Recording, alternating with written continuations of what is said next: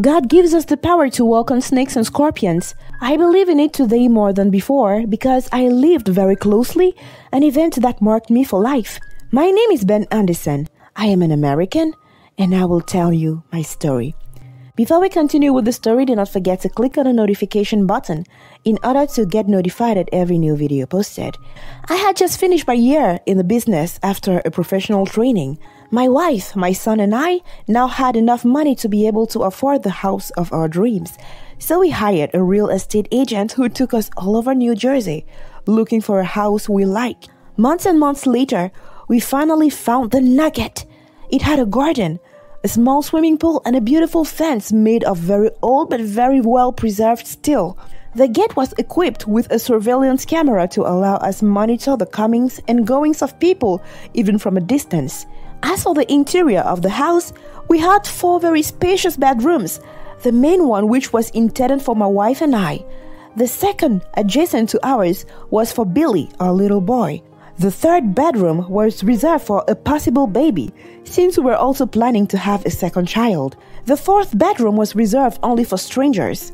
The kitchen was made of marble on the floor and granite on the main table. We finally had a place we liked. We didn't hesitate to buy it. The property documents were concluded quickly and we moved in 2 weeks later. After having deratized and disinfected the premises without knowing that the critters were not the only beings to be evacuating before moving in.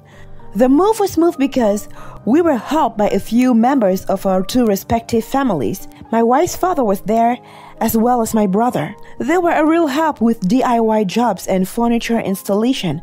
It would have been difficult if I was alone because my wife wanted to bring in all the furniture from our old house. Women. Still, we managed to get everything set up. Then we had a little housewarming party to toast the new home and the fresh start. It was beautiful and friendly. Now we had a new home. The excitement of a new place made us make new purchases, especially furniture because now we had more space and above all needed more storage. So we bought a large cupboard to put in the living room to store all the valuable silverware. One evening after dinner, my son Billy ran towards me telling me that there was someone in the living room. Knowing that my little boy was full of imagination, I answered him, "Oh yeah, Billy. So tell the gentleman that Dad said good night to him." "Okay, Dad, I'll tell him," answered my son, returning very happy to the living room. I should have taken my son's words seriously when I think about them. But I have at least an excuse. Let me explain. Since Billy was able to speak for the first time, he demonstrated how overflowing his imagination was. He knew how to tell stories. He also was very good at creating games that sometimes my wife and I participated in. In addition, a few months before we moved in, he had created an imaginary friend with whom he had conversations and playful activities. It is also from there that the project of a second child was born because my wife and I felt our boy was lonely.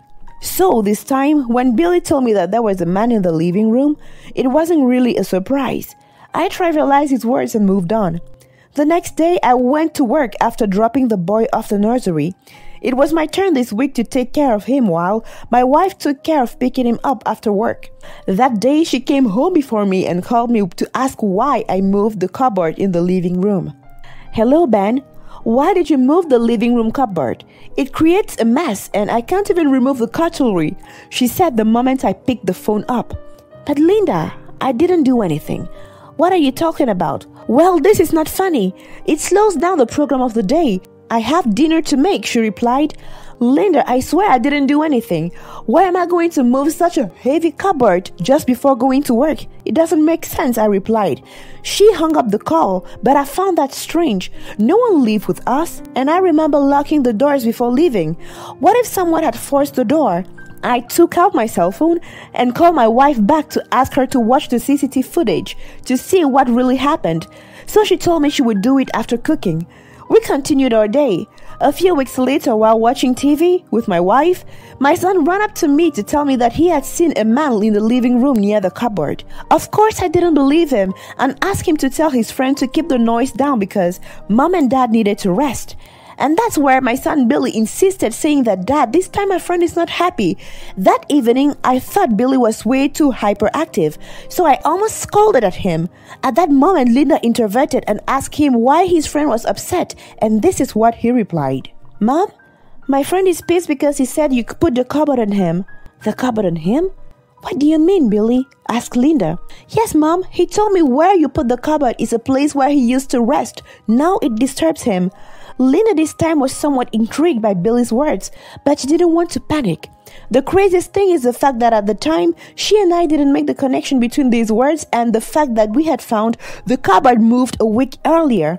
That night, we tried to calm Billy down as much as we could, but days passed and we once again forgot about this incident. Then one Thursday evening, Billy fell ill. He was burning with overflowing fever. His temperature was 39 degrees and my wife was so scared. So she made a phone call asking the pediatrician to come and give him first aid while I was trying to put Billy's fever down with a cold towel. That's when I noticed Billy's eyes go all red, as if he was swollen with blood. Then he grabbed my hand with a firm grip and said in a deep and unusual voice, "I have been trying to make you understand for weeks that you have to remove the cupboard from the grave, but you are playing deaf ears." I was frozen. I didn't recognize my son. It was neither his voice nor his strength.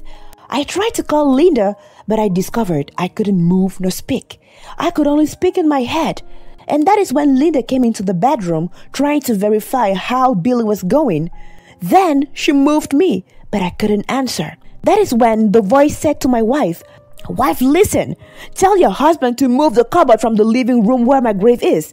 Otherwise, you will never see your son healthy again." Linda wanted to scream in fear because she didn't recognize her son. She called out for her, but I couldn't move. I could only see the panic in her eyes. My wife and I didn't know how to pray. We had never set a foot in church, so we didn't know how to fight back. It was in the middle of this horror scene that the bell rang. It was the pediatrician. Since we knew each other very well, he did not stay at the gate. He entered the house because the situation Linda had described in the phone was urgent. We had to bring down our son's fever. So he came to our room and found Linda in tears, me motionless while our son Billy was drooling and crawling on the floor like a snake. It was then that Linda told him the situation and told him what happened during the past few weeks. And that is when she finally made the connection between the moved cupboard, the words of Billy seeing someone in the house, and his reaction tonight as they told us to move the wardrobe from the living room. The doctor was a Christian and made Linda to understand that our son was under the influence of a spirit that didn't just want to hurt our son, but wanted to harm our family. And it had started well with my immobilization and Billy's fever. He laid his hands on our son's head and began to pray vigorously. It was then that Billy pushed him away with both hands. He knocked him to the ground. It was so real. My son had supernatural strength. He started to overturn everything in the room like a tornado. He found himself on the living room. The doctor followed him in the living room and continued to pray in tongues and called Linda to come and support him in prayer. He asked my wife to take the Bible that was in his care bag. Then he asked her to read aloud an intelligible voice the Psalm 29 against evil spirits. The prayer intensified and Billy began to move terrible convulsions. She got scared and wanted to stop, but the pediatrician advised her not to and continued to pray until he calmed down. He became literally motionless on the floor. As soon as he stopped moving, I regained my mobility and instinctively joined them in prayer until my son woke up. When our son woke up, the doctor explained to us that our son was haunted and that Billy had been detached from the spirit that wanted to harm us, but that the operation did not stop there because it was necessary to call another pastor, stronger and more impregnated with the word of God, to be able to rid our house definitely from this malevolent spirit. So the next day, we went to our pediatrician's church to introduce us to the pastor, who came to our house later and sealed her dwelling with the seal of the Lamb. Linda and I did not hesitate to join the church in order to have closer relationship with God because we were impressed by the way the pediatrician showed courage. Such bravery was only possible with the accompaniment of a greater and stronger spirit, that which haunted our house. Since that day, we have been constant in church, and on a daily basis, we work to be worthy of being able to chase away spirits as our pediatrician did.